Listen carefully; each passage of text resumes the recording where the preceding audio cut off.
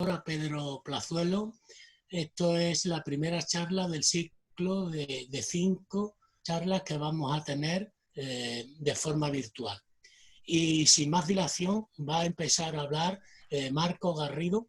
El doctor Marco Garrido es profesor de la universidad, catedrático de la Universidad de Sevilla y es muy conocido en el mundo de la espondilitis porque fue el que dirigió la elaboración del atlas, el primer atlas que se hizo de la espondilitis. Ya sabéis que primero se hizo a nivel español, luego a nivel europeo y por último a nivel mundial. Estamos hablando de una persona muy autorizada y además tiene la particularidad de que fue premio iberoamericano José Román de investigación en espondiloartropatía. Marco tiene la palabra. Muchísimas gracias, Jesús de la AZA, por tu presentación, por esas palabras siempre cariñosas hacia mi persona y hacia todas las personas que forman CEADE, ¿no? Solo una puntualización. Todavía no soy catedrático, me gustaría, pero no lo soy, pero de todas formas lo agradezco porque eso denota pues el valor, ¿no? El valor y cómo me siento de querido. Bueno, voy a compartir la pantalla para que podamos ver juntos la presentación que hemos preparado, que va a ser la misma presentación para los tres, ¿no? Entonces, bueno, ya está la pantalla compartida y, como decía el presidente de CEADE, Pedro Plazuelo, pues me acompañarán, además de él, también la doctora Victoria Navarro del Hospital de La Paz, que es, como sabéis, reumatóloga y experta en espondiloartritis. Los objetivos de este proyecto pues era investigar cuáles eran los efectos que estaba teniendo la pandemia y también el confinamiento en pacientes con enfermedades reumáticas. Es verdad que al principio nos planteábamos si hacerlo solo en espondiloartritis axial, pero después pensamos que por qué no ampliarlo.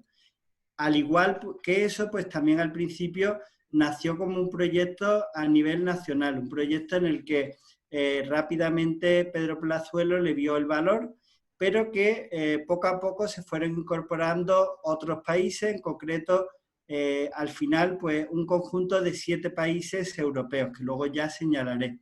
El objetivo era evaluar, como decía, el impacto de la pandemia y las medidas de confinamiento en la enfermedad, el acceso a la atención sanitaria, el tratamiento, el bienestar, la salud mental y también conocer las esperanzas y los temores de las personas que vivimos con enfermedades reumáticas y musculoesqueléticas.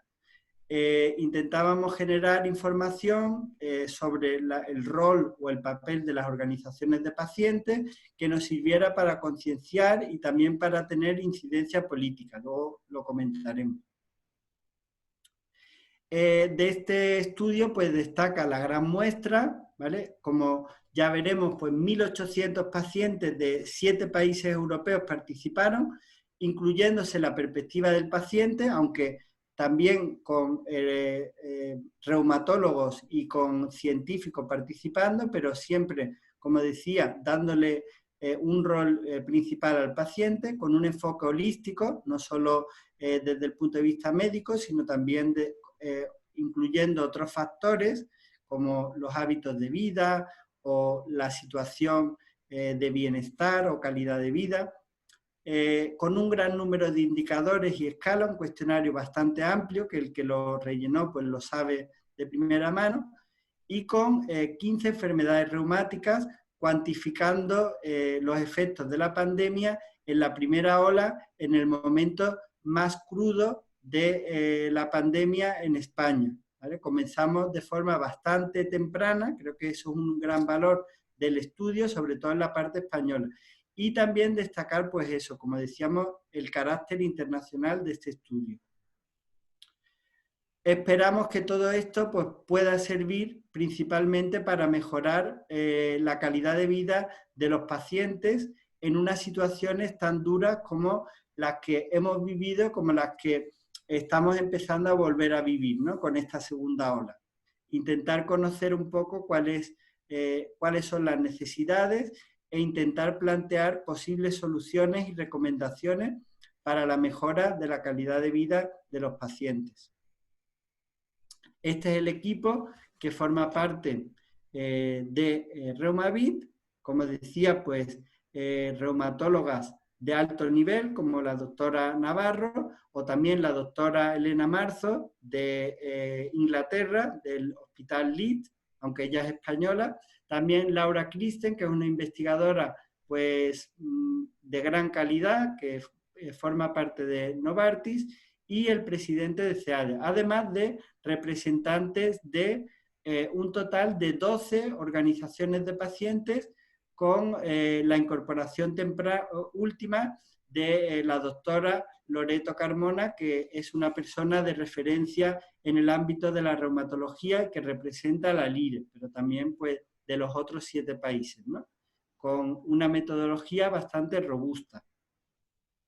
Estas son las asociaciones de pacientes y los países a los que pertenecen. En total, como decía, 1.800 pacientes participaron, representando a 7 países, gracias al apoyo de 12 asociaciones de pacientes, y que los frutos están teniendo gran acogida en conferencias científicas de ámbito internacional y nacional, con 8 profesionales sanitarios, además de las doctoras ya mencionadas, pues otros especialistas como psicólogos de otras especialidades o otros reumatólogos, como decía la doctora Loreto Carmona, o el doctor Laurent Grange de Francia.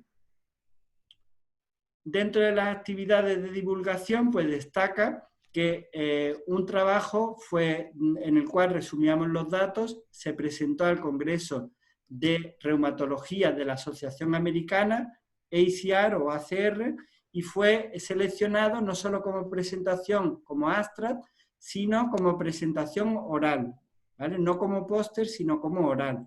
Además, hemos conseguido también que haya una sesión específica en el Congreso del Reino Unido, también un póster que se presentará en el Congreso de Reumatología de Francia, de la Sociedad Francesa, y actualmente, en estos días que se está celebrando el Congreso de la Sociedad Española de Reumatología, de la SER, también hay un póster con los resultados de Reumavit adaptados al contexto de España.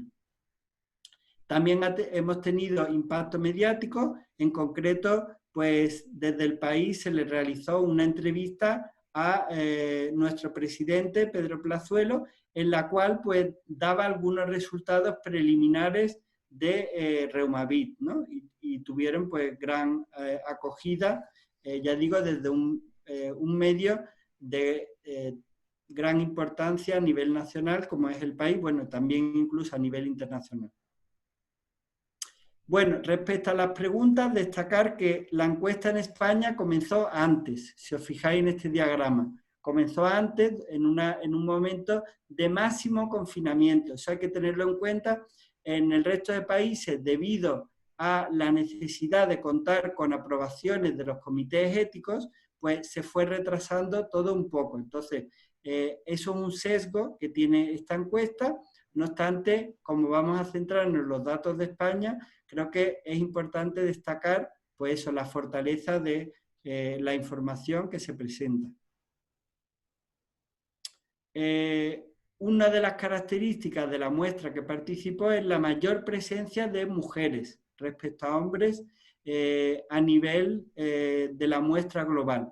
En el caso de España, pues hubo menos presencia de mujeres que en el resto. Las áreas que cubría o que planteaba Reumavit eran muy amplias, desde el perfil de los participantes, el estado de salud, preguntas relacionadas con el COVID directamente, la atención sanitaria, los cambios en los estilos de vida, las preocupaciones y el rol o papel de las organizaciones de pacientes, que ahora iremos presentando. Respecto al perfil, pues como decía, 1.800 participaron en la muestra a nivel total, pero de ellos 464 lo hicieron en España, con una muestra más equilibrada entre géneros respecto a España, al resto de Europa, en el cual pues, había una mayor presencia de mujeres, en España también, pero esa presencia era un poco menos acusada, la edad media muy parecida, el nivel educativo ligeramente inferior en España respecto al resto, porcentajes de estado civil pues bastante similares, y en España pues había prácticamente el mismo porcentaje de sobrepeso que en el resto de Europa y un poco menos obesos, con lo cual prácticamente se compensa, ¿no?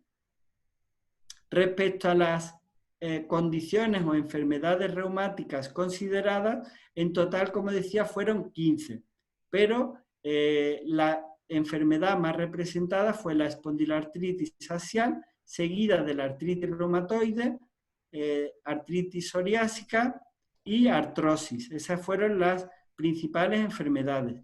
En el caso de España, que es lo que veis en color naranja, y en azul Europa, pues vemos cómo destaca más la espondiloartritis y en contraste menos la artritis reumatoide. O sea, en España había más porcentaje de pacientes con espondiloartritis y menos con artritis reumatoide.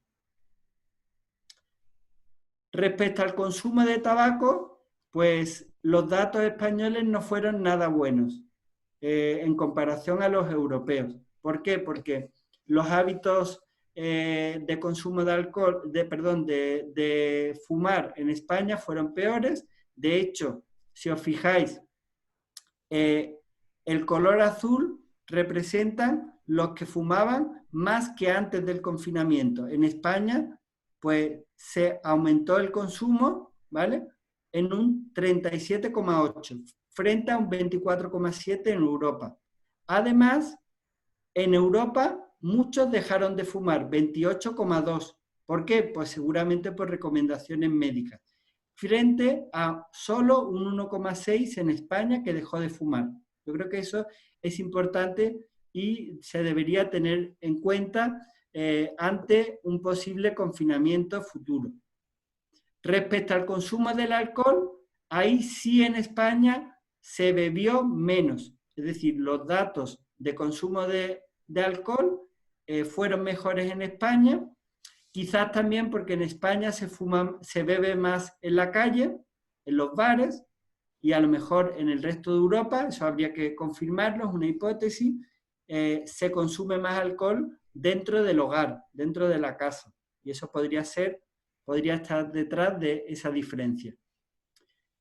Respecto al hacer la compra, pues si os fijáis, en España hubo más cambios. Las primeras dos filas que vemos, las primeras dos barras de forma habitual, en España, que es en naranja, vemos como hubo menos gente que lo hizo de forma habitual. Sin embargo, en España hubo más apoyo, ¿no? Apoyo de otra persona, que es la segunda barra, que vemos como en España hubo más apoyo, ¿vale? Y menos compras online. Es verdad también, yo recuerdo personalmente que era difícil comprar online, ¿no? Llegó un momento que estaban todos los supermercados saturados, ¿no? No se podía realizar compras online y quizás eso también influyó. Respecto al estado de salud en general, pues destacar que prácticamente el estado de salud de los españoles respecto a los europeos pues era prácticamente igual durante el confinamiento. Sin embargo, vemos como hubo un ligero empeoramiento mayor en los españoles que en los europeos, ¿vale? Es decir, el confinamiento, quizá porque fue más duro en España, más restrictivo que en el resto de Europa, pues tuvo mayores secuelas. Respecto al dolor, vemos cómo la mitad de los pacientes declaró un dolor de 0 a 10, ¿no? De nivel 6 en Europa frente a 8 en España. Es decir, los pacientes reportaban más dolor. Eso podría ser también debido a sesgos como el tipo de enfermedades que respondieron en España respecto a los que respondieron en el resto de Europa, y habría que analizarlo de manera más detenidamente. Pero bueno, destaca también como 3 de 4 pacientes o participantes pues declararon que la actividad de la enfermedad era alta. Respecto al bienestar medido por el índice de la OMS, los españoles mostraban peor estado de bienestar, ¿vale? Bastante peor. Si os fijáis, el celeste es el estado de bienestar malo y era mucho peor. Respecto a la ansiedad y depresión, y con esto acabo y le doy paso a la doctora Navarro, respecto al estado de ansiedad, vemos como los españoles estaban, pues, podríamos decir que similar, pero un poco peor, ¿vale? Quiero decir, en depresión estaban de forma similar, pero en ansiedad más. Podemos decir que la ansiedad es algo que se manifiesta en poco tiempo, mientras la ansiedad requiere de más tiempo. Con lo cual eso podría ser también un efecto del confinamiento tan restrictivo que tuvimos en España derivado del estado de alarma. Y doy el turno a la doctora Navarro para que continúe con datos de asistencia sanitaria. Por favor. No sé si quieres compartir la pantalla, Victoria, o quieres que te pase yo. Sí, la puedo compartir, pero buenas tardes ahora.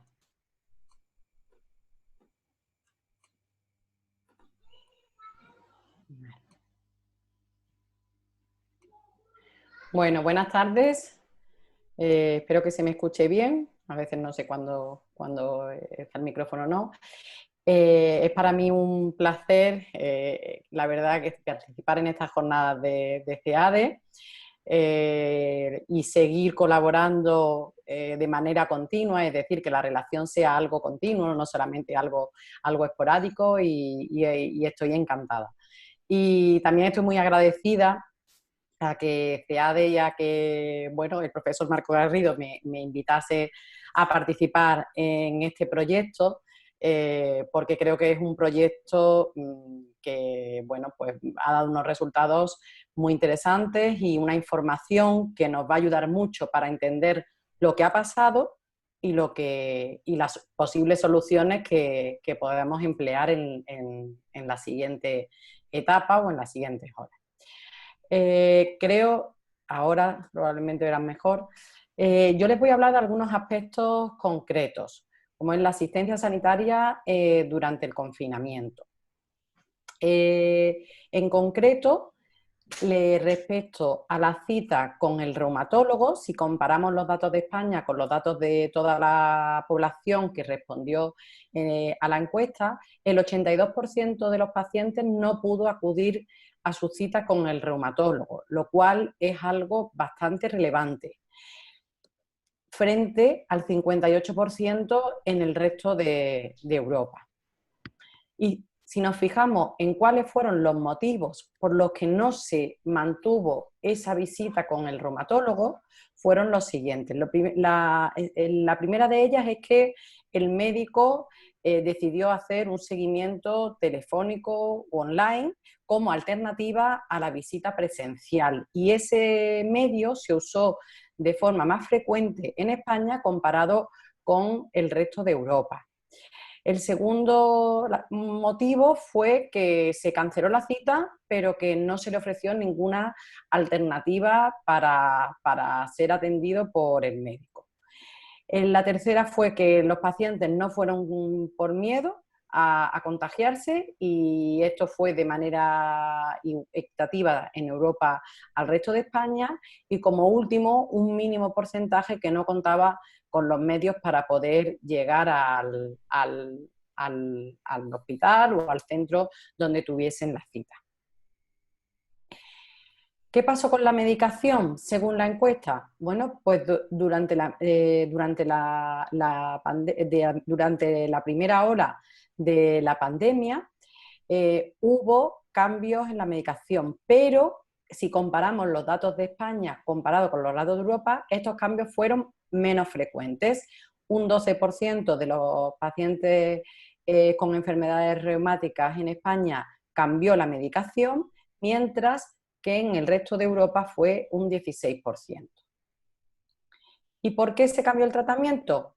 Bueno, pues fue principalmente una decisión del equipo médico, y quizás en esto fue menos frecuente en España comparado con los datos europeos. Otro de los motivos más frecuentes, y que este fue más frecuente aún en España, fue el miedo a que el tratamiento incrementara el riesgo de contraer infección por COVID. Y ya otros motivos menos frecuentes y más o menos similares entre España y Europa fue pues, que no fue posible acudir al hospital para recibir el tratamiento, que no fue posible inyectárselo en el hospital en caso de que fuera una administración intravenosa o que la persona se lo administrase habitualmente pues, una enfermera o cualquier sanitario, y que había escasez también en el tratamiento. Esto fue un porcentaje muy, muy pequeño. Y respecto a las terapias complementarias, tanto terapias psicológicas o psiquiátricas como los ejercicios en casa, y cómo se comportaron las personas con enfermedades reumáticas en España. Bueno, pues en la terapia psicológica o psiquiátrica, más de la mitad de las personas refirió que no la había podido continuar durante el confinamiento, pero este fue un porcentaje solamente un poquito mayor en España comparado con el resto de Europa, pero sin embargo los ejercicios en casa, hasta un 67% de las personas en España refirió que no había podido continuar o que no había continuado con el ejercicio en casa, mientras que el porcentaje en el resto de Europa fue bastante menor. Por último, ¿qué pasó con los síntomas COVID? Teniendo en cuenta que es una encuesta y que los datos, bueno, pues tenemos que tomarlos con precaución porque no son datos extraídos directamente de los resultados de las pruebas complementarias ni de las historias clínicas. Pero es una información también muy interesante. De todas las personas que se entrevistaron, un 2% en España refirió que había sido contagiado y que esto se había verificado por una PCR positiva, o al menos por una serología. Mientras que un 16% había tenido síntomas, pero no había sido confirmada por un test, ni por PCR ni por detección de anticuerpos, y el resto no había tenido síntomas. Si lo comparamos con Europa, los dos grupos, tanto aquellos en los que se había confirmado la infección como aquellos que habían tenido síntomas pero no habían confirmado, eran inferiores en Europa comparado con el resto de España, lo cual es lógico teniendo en cuenta la afectación que está teniendo España por la pandemia. Y sin más, me gustaría dar la palabra a don Pedro Plazuelo. Bueno, antes también decalcando una cosita acerca de la introducción que también ha hecho, igual que ha hecho Marco, y es que, bueno, yo en cualquier ámbito, bueno, pues acepto cuando me presentan diciendo que soy alguien experto en la enfermedad, porque es verdad que me dedico mucho en investigación, pero en un ámbito donde hay personas que tienen la enfermedad, creo que la última experta soy yo, y bueno, y que aquí saben todos ustedes mucho más que yo de esto, pero es verdad que al menos entusiasmo sí que le pongo bastante a la enfermedad. Y bueno, muchas gracias y ya pasaremos a la discusión, imagino, luego, después de que continúe con la presentación el don Pedro Plazuelo.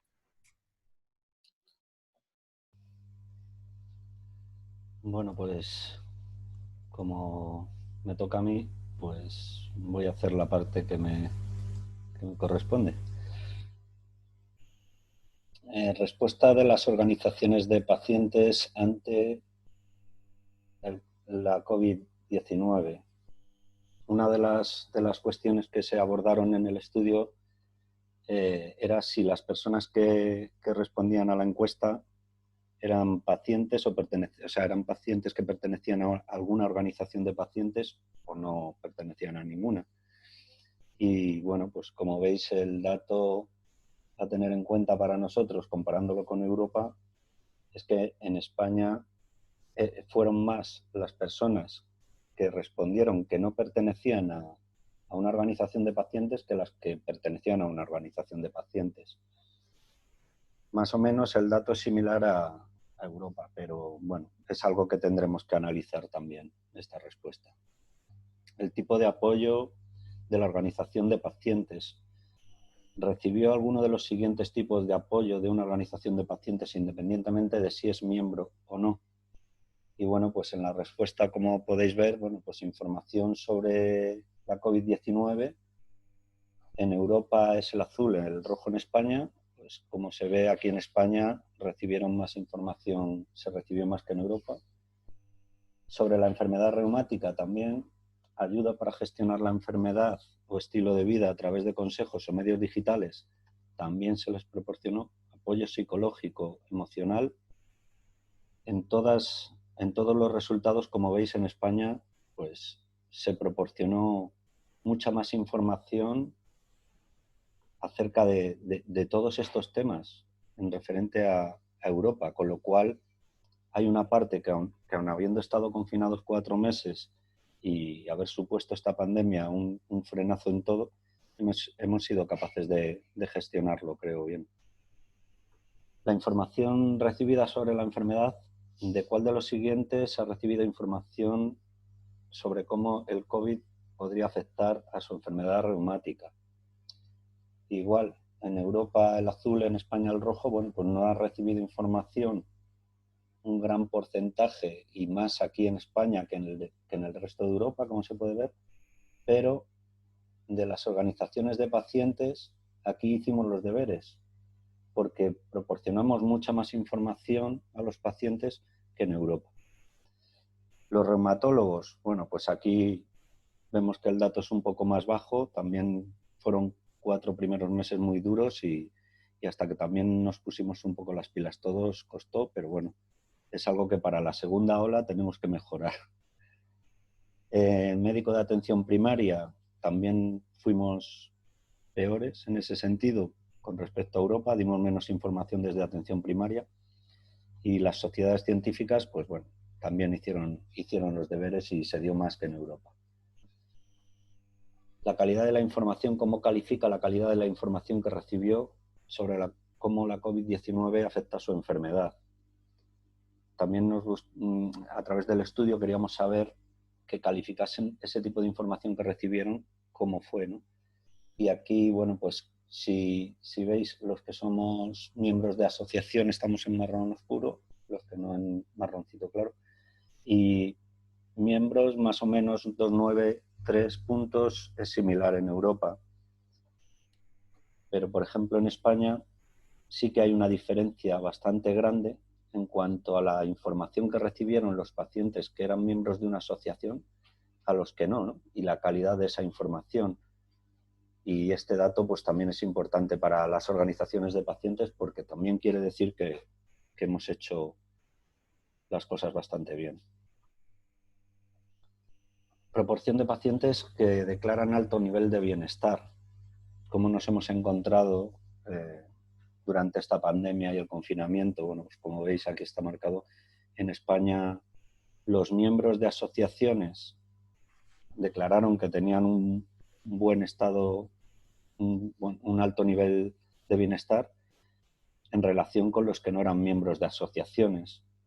Y si os fijáis, pues los datos son más o menos igual en Europa, pero bueno, en España hay una diferencia bastante importante. Proporción de pacientes que fumaron menos durante el confinamiento. Pues en España, como veis, si eras miembro de una asociación, las personas que eran miembros de una asociación fumaron menos durante el confinamiento que las que no eran miembros. Y en este dato, pues igual, también hemos pasado por encima de otros países de Europa, ¿no? Este dato es más en negativo que en positivo y como decía Marco, tendremos que analizarlo junto a los especialistas. Proporción de pacientes que bebieron menos durante el confinamiento. En España, como se ve, pues los que eran miembros de asociación bebieron menos en relación a los que no eran miembros. Y Grecia junto a España, pues bueno, somos los que más, y Chipre, pero bueno, Chipre es más pequeño, somos los que más relevancia tiene este dato, ¿no? Para estos dos países. También bebimos más. Y preocupaciones. ¿Cuánta preocupación sentían los pacientes y por qué, no? Y el dato más relevante en estas respuestas, bueno, pues en España, aunque eran similares en todos los países, en España lo que más nos preocupaba era el cuidado de la salud en el futuro. Cómo iba a afectarnos esta pandemia, confinamiento, el dejar nuestras terapias rehabilitadoras y todo en nuestra salud y en cómo nos va a afectar la enfermedad, ¿no? En los meses siguientes. Aunque el resultado fue similar en el resto de respuestas, pues en este caso en España fue la que más nos preocupó en relación a otras preguntas, ¿no?, que habíamos planteado. ¿Cuánta esperanza tenían las personas que respondían acerca de los siguientes temas, ¿no? Y poder continuar con el tratamiento como de costumbre, como veis, está en negrita. Yo creo que se ha respondido. Es lo que más nos preocupa a los pacientes, ¿no? Que debido a la pandemia y a la COVID no veamos que dentro de un mes a lo mejor no podamos ponernos el tratamiento por cualquier causa, bien sea por desabastecimiento, bien sea por recortes o por otras circunstancias, ¿no? Hay otras preocupaciones que también tienen peso, pero la que siempre nos ha preocupado antes, durante y después de esta pandemia va a ser siempre el mismo, que tengamos nuestro acceso a nuestros tratamientos. Y bueno, recomendaciones para futuras estrategias, que aquí es donde vienen un poco los deberes. Los datos resaltan la necesidad de proporcionar oportunidades para que los médicos vean a sus pacientes virtualmente. Esto ha servido, es una oportunidad que nos ha dado, pues eso, la posibilidad de realizar las consultas de otra forma como estábamos acostumbrados. Asegurar que los pacientes puedan continuar con su medicación. Asegurar que los pacientes reciban la información adecuada sobre COVID-19. O sea, tenemos que ser con esto sí somos muy estrictos. La información que demandamos los pacientes debe ser fiable y basada en evidencia científica, sobre todo, ¿no?, realizada por especialistas. Y bueno, seguiremos intentando proporcionar esa información a través de sociedades científicas y médicos y seguir llegando a todos los pacientes, ¿no?, para que estén informados. Asegurar que los pacientes reciban información sobre los hábitos diarios durante el confinamiento y fortalecer sobre todo el importante papel que las asociaciones de pacientes tienen en el apoyo e información a los pacientes durante la pandemia. Para mí como presidente y creo que para todas las organizaciones es el dato específico que más nos va a llamar la atención y sobre todo en el cual tendremos que trabajar, ¿no? Hemos realizado un gran papel, somos imprescindibles, pero bueno, siempre podemos mejorar más allá de lo que hacemos. Y bueno, segunda fase del estudio Reumavit, que se va a empezar a realizar en breve, ¿no? Y lo que queremos con la segunda fase es comparar el impacto de la pandemia en la primera y la segunda ola, adaptar el cuestionario original para la segunda fase. Seguramente algunas preguntas variarán, puesto que hay cosas que conocemos ahora que desconocíamos hace 4 meses. Se va a realizar una nueva encuesta, como he dicho, y la fecha de comienzo está previsto que sea para finales de noviembre hasta enero del 2021. Esta encuesta se va a realizar de forma simultánea en todos los países que están participando en este proyecto. El informe, necesitamos tu ayuda, o sea, necesitamos la ayuda de las asociaciones de pacientes, de las personas que manejan redes sociales, de toda aquella persona que considere que puede echarnos un cable a la hora de difundir esta nueva encuesta, porque, bueno, tenemos que tener un documento definitivo, un informe exhaustivo sobre el impacto de la pandemia en pacientes con enfermedades reumáticas y musculoesqueléticas. El objetivo es obtener un documento de referencia para la defensa de los derechos de los pacientes y la incidencia política. viene a ser el resultado similar o mejor si cabe que tuvo el Atlas, ¿no? Al final todos los resultados van a servir a los profesionales médicos, nos van a servir a nosotros y van a servir para que sigamos trabajando a futuro. Y con esto termino mi presentación, con lo cual doy paso a Jesús. Muchas gracias a los tres. La verdad es que en ningún momento he tenido que intervenir porque habéis sido muy rigurosos con el tiempo, cosa que agrado. Y ahora pasamos a lo que quizás sea el debate, a ver las preguntas que quieren hacer. Mientras que van haciéndolas a través del chat, lo que rogamos es que las preguntas sean de tipo general, nunca personalizadas. Y yo creo que mientras se van formulando alguna pregunta, les diría que hay que reflexionar para identificar las necesidades y lo más importante es proponer soluciones. Y también destacar que en Reumaví hemos visto el valor que tienen y el papel que desarrollan las asociaciones. Hemos visto que aquí en España pues, han estado muy por encima que en el resto de Europa. A pesar de las dificultades, pues hemos conseguido que las asociaciones sigan vigentes, sigan vivas y sigan ayudando al enfermo, que para eso es la principal misión que tienen. Bueno, y aquí llega una primera pregunta para Marco Garrido. ¿Qué aspectos han sorprendido más de los resultados obtenidos en Reumaví? Esos resultados, ¿qué es lo que más te ha llamado la atención, Marco, o al equipo en conjunto? Sí, no, pues los resultados, por un lado, han confirmado hipótesis o planteamientos que teníamos en un inicio, pero es verdad que en algunos casos nos han sorprendido. Por ejemplo, que un porcentaje tan elevado de participantes, de pacientes, dejase de fumar, pues fue algo que nos sorprendió. En el caso de España no fue así, ¿vale? No hubo tal descenso del consumo de tabaco, entonces creo que es un dato importante. También, pues, el estudio confirma que las medidas restrictivas que sufrimos en España de confinamiento, pues han tenido una mayor incidencia en el bienestar y en la salud mental de los pacientes españoles respecto a los europeos.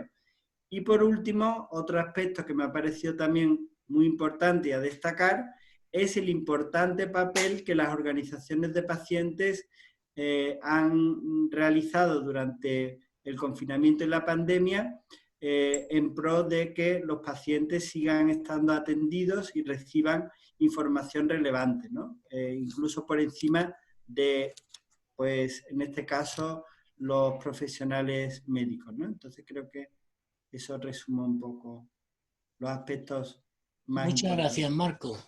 Para la doctora Victoria Navarro, según hemos visto en la presentación que se ha hecho, la pregunta va por ahí.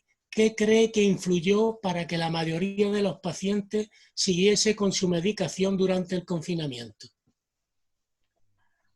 Pues yo no lo sé porque no hemos analizado los datos, pero bueno, me voy a lanzar un poco a la piscina y creo que posiblemente se deba al tipo de tratamiento en sí, no a que los españoles sean más disciplinados, que podría ser, pero claro, si no han hecho ejercicio y no han dejado de fumar, que de repente cumplan muy bien con el tratamiento porque son más disciplinados, no creo que ahí sea el motivo. Yo creo que quizás el motivo es porque dentro de las enfermedades había una gran frecuencia de pacientes con enfermedades inflamatorias en España, de pacientes con espondiloartritis y con artritis reumatoide o artritis psoriásica, y que los tratamientos para estas enfermedades, entre ellos incluyen, por ejemplo, los biológicos. Y claro, y yo creo que esto es prueba-error. Si uno deja el biológico sabe que se va a poner peor y entonces por eso se sigue con la medicación. No es lo mismo dejar analgésicos para la artrosis que dejar un biológico, además de que, bueno, todos sabemos y todas las personas saben el coste que tienen estos fármacos y que si uno no se lo administra, pues no lo puede dejar como deja un comprimido de Voltaren apartado. Es decir, las consecuencias son mucho mayores. Entonces, yo creo que quizás pueda ir por ahí el que en España se haya cumplido más con la medicación. No es porque se haya sido más disciplinado, que ojalá que haya sido por eso también, sino por el tipo de medicación que podría ser más frecuente en los pacientes que han participado en la encuesta en España. Muy bien, muchas gracias. Para Pedro Plazuelo, ¿por qué las asociaciones de pacientes están siendo tan importantes durante la pandemia? Bueno, las asociaciones de pacientes hemos sido importantes siempre, pero durante la pandemia sí cabe más. Estamos acostumbrados los pacientes sobre todo nos gusta el face-to-face, el contacto con otros pacientes, y ahora hemos visto el parón de tener sedes cerradas, tener que detener todas las actividades, y nos hemos tenido que poner las pilas para llegar a los pacientes de igual forma que lo hacíamos desde las sedes. Hemos tenido que ponernos las pilas en nuevas tecnologías, envío de correos electrónicos, pero sobre todo, que era lo que más nos preocupaba a la coordinadora desde el principio de la pandemia, era el poder dar esa información que nos estaban demandando todos los pacientes y que en esos momentos iniciales no disponíamos de ella, pero fuimos capaces de gestionar, bueno, pues con la SER, con la Sociedad Reumatológica Española, con médicos, el realizar esas recomendaciones para enfermos con enfermedades reumáticas, para llegar con esa información que nos estaban demandando y que era muchísima, porque los correos todos los días estaban llenos en las asociaciones. Y creo que por eso, y porque además, bueno, pues no dejamos de ser una herramienta más del sistema para llegar a los pacientes. Somos los que antes llegamos. Muchas gracias, Pedro.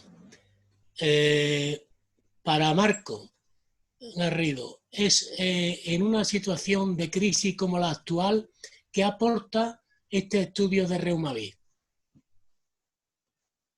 El micrófono, Marco. Ahora. No. Ahora. No, decía que en una situación de pandemia como la actual, en la que toda la información y todos los recursos están yendo directamente pues, a atajar el virus, a medidas de prevención, a tratamientos, a estudios o investigaciones sobre la vacuna, que es necesario, o sea, no lo ponemos en duda, pero creo que se estaba dejando de lado, ¿vale?, cuál era la situación de los pacientes que, aún no sufriendo directamente las consecuencias del virus, del SARS, sin tener la enfermedad, sin tener el COVID-19, sí estábamos sufriendo pues eso, que las consultas no se podían realizar, que no teníamos información útil, que había pacientes que no podían seguir o no estaban siguiendo con las terapias complementarias o rehabilitadoras.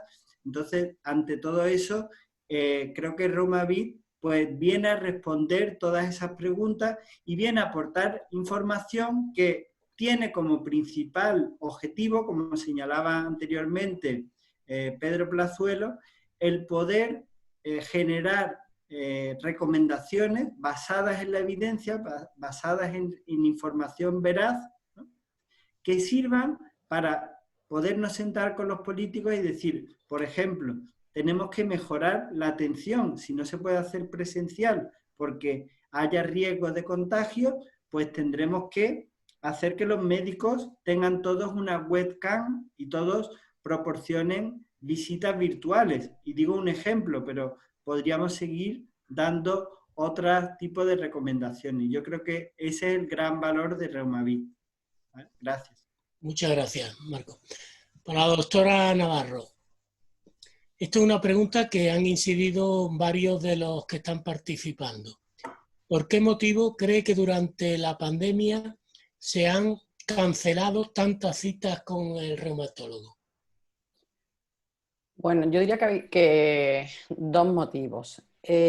Uno de ellos, el motivo que se puede hacer extrapolable a cualquier ámbito en la pandemia. Es decir, se cancelaron citas no solamente en hospitales, sino que se cancelaron citas de cualquier actividad que supusiese salir del domicilio, pues porque en su día tampoco teníamos seguro, ¿no?, cómo el virus se transmitía, y entonces pues por precaución se intentó que la población intentase no estar en contacto, a no ser que fuera imprescindible.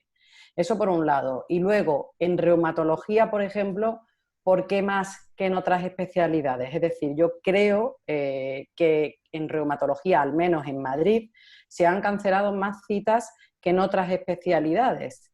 Pero igual no menos tampoco. No sé, igual se han cancelado las mismas o casi igual que en medicina interna o que en otras especialidades. ¿Y por qué? Bueno, pues porque en reumatología la formación que tenemos es una formación médica. Nosotros, como especialistas, tenemos una formación de medicina interna durante varios años, y entonces, como esto era una enfermedad, y es una enfermedad médica, es decir, no es quirúrgica, pues tiraron mucho de los reumatólogos cuando hacía falta. Es decir, primero intenta uno que los médicos que tienen un conocimiento mayor o que se pueden adaptar mejor a la situación, porque conocimiento de COVID no teníamos ninguno, pero sí que para tratar infecciones en general pues nos asemejamos más que un traumatólogo, por ejemplo, pues fue de esos médicos de los que digamos que primero se empezó a requerir que ayudasen. De mi servicio, por ejemplo, del servicio donde yo trabajo, yo diría que de los 20 médicos, excepto 3, 4, el resto estuvo dedicado prácticamente a atender solo pacientes con COVID, cosas que nunca habían hecho, pero en planta, en urgencia o donde hiciese falta cada día. Hay incluso a día de hoy compañeros que están en hoteles. Entonces, ¿por qué? Pues claro, pues porque no daba tiempo. Es decir, entonces los 4 o 5 reumatólogos que se quedaron, digamos, en el servicio y no atendían pacientes con COVID, pues eran los que intentaban llamar y hacer lo que pudieron, por falta digamos, de recursos, porque nos tuvimos que dedicar a otra tarea que fue la tarea que había fundamental para a nivel nacional, que era atender pacientes con COVID. Doctora, siguiendo con esta pregunta, la primera ola fue impredecible, pero la segunda ola ya era previsible. ¿Por qué no se han tomado las medidas adecuadas? ¿Qué ha ocurrido ahí? Porque si sabíamos que venía, o se sabía que venía una segunda ola, es que habría que haber puesto quizás medidas para paliar el efecto, ¿no? Bueno, yo creo que esta pregunta más a los responsables políticos que a mí. Sí, no.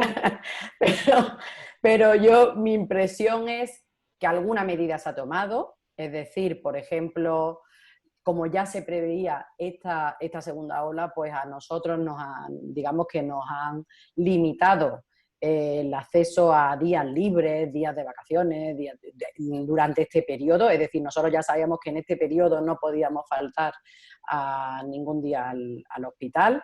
Y el resto de medidas, por ejemplo, yo no sé por qué, por ejemplo, no se ha digitalizado más los hospitales y los centros de salud. Es decir, nosotros hemos visto cómo los colegios, por ejemplo, se han digitalizado, pues no digo de un día para otro, pero al menos sí que se han preparado para septiembre, la universidad también. Los hospitales seguimos exactamente con los mismos medios que seguíamos hace un año. Es decir, un teléfono, si es que hay un teléfono, y ya está. Los ordenadores no tienen webcam, no tenemos wifi en el hospital, o sea, vivimos a años luz. ¿Por qué? Bueno, creo que no es una sola cosa del hospital, sino de la administración también en general. En general, las administraciones vivimos ¿no?, un poquito detrás que el resto de las organizaciones, y bueno, no lo sé, pero digamos que desafortunadamente no me sorprende. Muchas gracias, porque saber la percepción de un profesional nos ayuda a nosotros para hacer nuestras reivindicaciones. Aquí hay una otra pregunta para Pedro Plazuelo. ¿De qué forma las asociaciones de pacientes pueden apoyar la labor de los especialistas sanitarios? Pues has hecho la pregunta justo cuando ha respondido Victoria algo que que yo ya he cogido el testigo. O sea, esa información la tenemos que tener porque a lo mejor desde la parte médica no pueden estar demandando tantas mejoras o como que no les hacen mucho caso, pero los pacientes tenemos todo nuestro derecho a exigirlos, como bien digo. ¿Y qué podemos aportar nosotros? La pregunta era, Jesús, porque se me ha ido con lo que estaba contando de Victoria. Las asociaciones, ¿cómo pueden apoyar la labor de los Okay. especialistas sanitarios? Pues primero, haciendo llegar a todos los pacientes aquella información que desde los profesionales médicos consideren de alta relevancia o de importancia para que la tengan pronto. O sea, creo que los médicos saben que estamos aquí para ayudarles en todo lo que nos soliciten y que lo estamos haciendo todos los días durante todo el año y lo seguiremos haciendo. Igual que cualquier posible iniciativa por parte de ellos que detecten desde la parte clínica o desde su profesión, siempre estaremos aquí tendiendo la mano para todo lo que esté en nuestra mano, vamos a responder y creo que lo saben. Pero de todas formas, vuelvo a repetirme en lo mismo y vamos a estar aquí, Victoria. O sea que al final somos los que antes llegamos a los pacientes porque durante la pandemia ha habido ocasiones que o se han cancelado citas o se han hecho llamadas de teléfono, ¿no? para revisiones de pacientes. Pero solo eso. Entonces, nosotros tenemos el contacto directo con los pacientes y tenemos que utilizarlo. Muchas gracias, Pedro. Nuevamente para la doctora Victoria Navarro, toda una pregunta que aquí le dimos solución hace unos días que tuvimos en Córdoba una reunión con el servicio, pero como yo lo que hago es trasladarla. ¿Cree que los médicos son reacios a la telemedicina o lo que es lo mismo, a visitar a los pacientes de forma virtual? Bueno, yo creo que si nos diesen a elegir, yo siempre, quizás, a no ser que conozca mucho a la persona y que sepa perfectamente, pues bueno, pues tanto la formación como cómo vive la enfermedad, cómo está habitualmente, diría que yo preferiría siempre ver a la persona, porque a nosotros ver a alguien entrar en la consulta, ver a alguien estar sentado, siempre da mucha más información. O sea, siempre el ver a alguien nos da mucha más información que no la telemedicina. No obstante, yo creo que en general, y menos a día de hoy, es como si antes se lo preguntasen también a los pacientes. Yo creo que antes los pacientes también eran reacios a la telemedicina, pero ahora se ha encontrado también una oportunidad pues, para ahorrar tiempo y no tener que perder una mañana entera en ir a que a uno le digan, bueno, pues continúe con la medicación cuando uno se encuentra bien. Entonces, sin embargo, hay gente que prefiere ser vista, ¿no? En persona. Pues lo mismo nos ocurre a nosotros. A nosotros, yo creo que si es una telemedicina de calidad, es decir, al menos con una videollamada, donde a nosotros nos puedan decir, pues se me ha inflamado un dedo y me enseñen el dedo, o me ha ocurrido esto, o yo vea el estado de ánimo también de la persona, cómo está. Yo creo que haya más confianza. Eso probablemente sí que, bueno, pues estemos inclinados a hacerlo, no en todos los pacientes, en una selección de pacientes que puede ser en un momento dado un grupo y en otro momento dado otro grupo. Creo que en general sí que estaríamos dispuestos. Ahora, eso sí, con tiempo, porque también requiere tiempo, con medios y con formación. Creo que en España, yo que he trabajado también en otros países, hay una cosa que no se hace y es que a nosotros nos dicen, bueno, usted está contratado desde el día 1, ahí está, en la consulta. Y nadie le enseña ni dónde está el hospital, ni cómo funciona el sistema informático, ni cómo nada. Es decir, depende del médico el irse el día antes con algún compañero a verlo. Sin embargo, en otros países hay una formación de una semana donde nos enseñan las herramientas, cómo acceder a las pruebas, cómo funciona todo. Entonces, hecho bien, creo que estaríamos dispuestos. También es verdad que yo muchas veces intento ponerme en la piel de mis compañeros que son un poco mayores.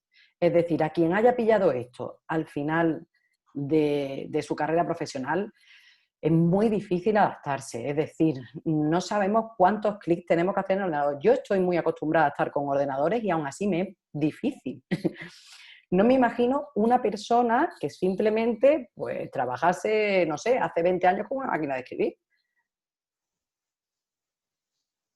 Muchísimas gracias, doctora. Digo que empezaba la pregunta diciendo que aquí ya lo habíamos tratado ese tema con el servicio y efectivamente el ver a la persona, decían los doctores del servicio, el ojo clínico del médico pues le ayuda mucho en su diagnóstico y evidentemente el médico lo que busca es eso, sacar la máxima información para ser lo más exacto y lo más riguroso en su diagnóstico. Bueno, yo no tengo aquí más preguntas, han llegado, hay algunas que han dicho, lo que sí me gustaría es que dierais ahora cada uno ya para despediros sobre la segunda parte de Reumaví, que de alguna forma ilusionarais o sirviera de acicate para la participación, porque es triste que sea más gente que no pertenece a las asociaciones lo que contestan las asociaciones que los propios socios. Eso es algo que es preocupante. Entonces me gustaría, y os pido, os ruego, que hagáis vosotros alguna alusión a esto y a ver si somos capaces entre todos de fomentar la participación. A los demás, muchísimas gracias por vuestra atención y una vez que acaben su intervención, daremos por finalizada, pues habíamos dicho que íbamos a durar una hora y algo, y somos muy severos y estrictos con los tiempos y los cumplimos siempre. Muchas gracias. Marcos, si quieres empezar tú, por favor. Sí, Jesús, si me permites, he visto un par de preguntas en el chat que de forma breve me gustaría comentar. La primera, bueno, se comentaba sobre el apoyo, creo que se dijo al principio, pero si no se dijo, este proyecto tiene el apoyo de Novartis.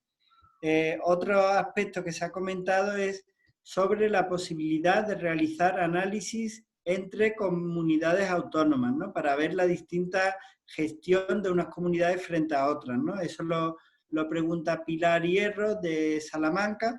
Responderle que no es posible porque la muestra no es lo suficientemente amplia como para permitir análisis desagregados, con lo cual nos tenemos que quedar con el dato nacional y sí compararnos con otros países, pero no a nivel regional o de comunidad autónoma.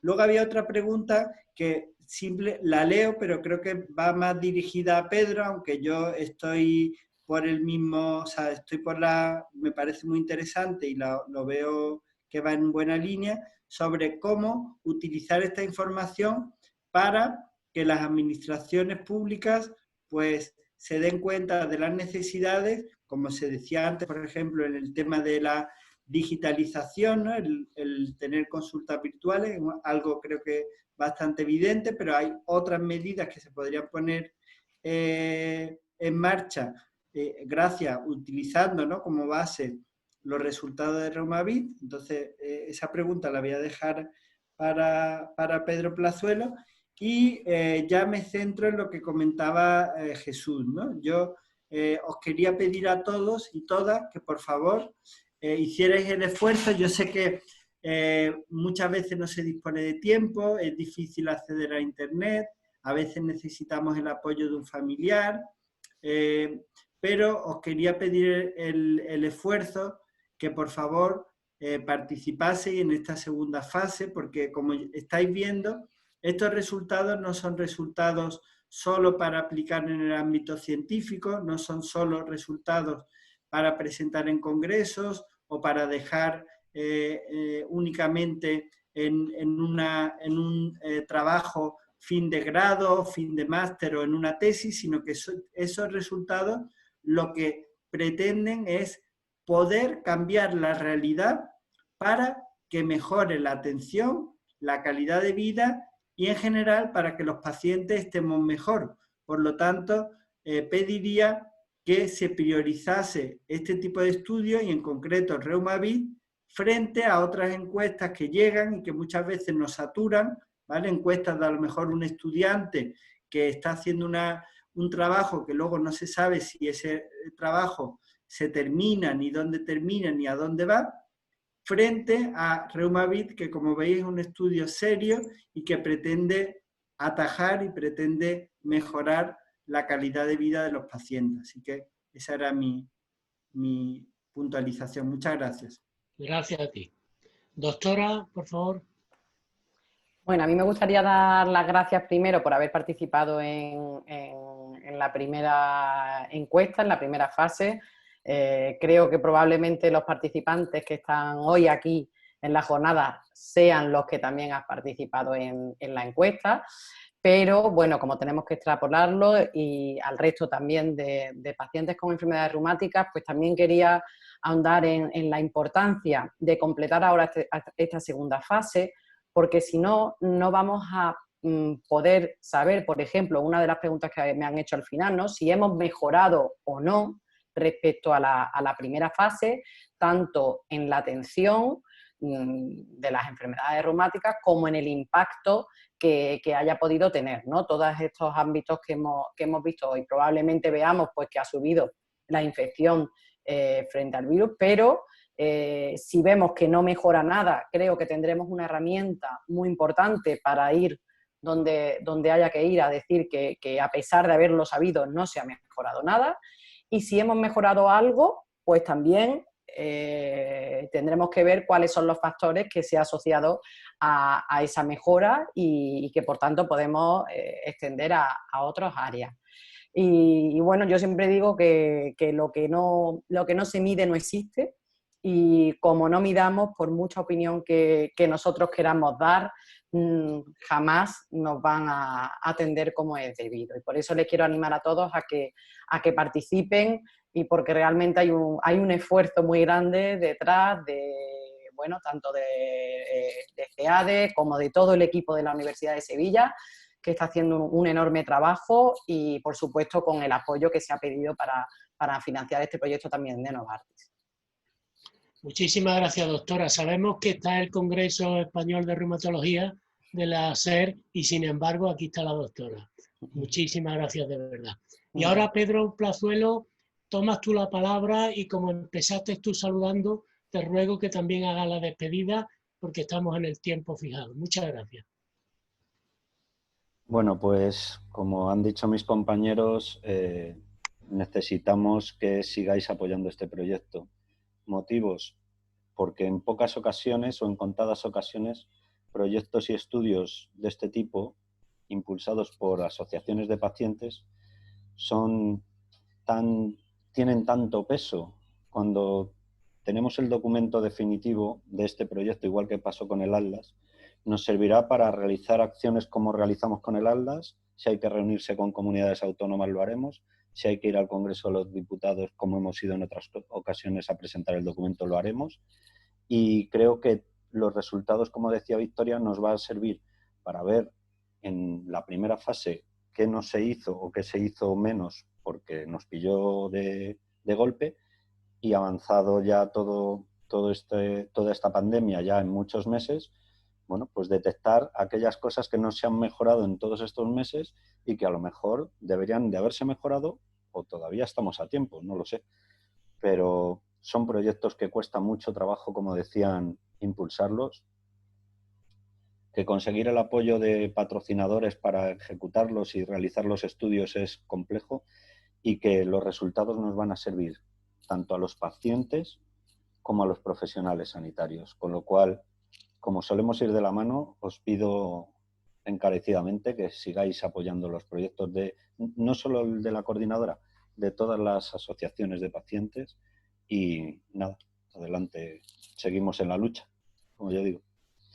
Y si no queréis intervenir ninguno más ya, pues podemos dar por finalizada esta primera jornada y bueno, invitaros a que participéis en la siguiente, que esta semana, a lo largo de la semana, pondremos el enlace en redes sociales, en la página web, para que os inscribáis y y estéis. La segunda es con federaciones nacionales de pacientes, si no me equivoco.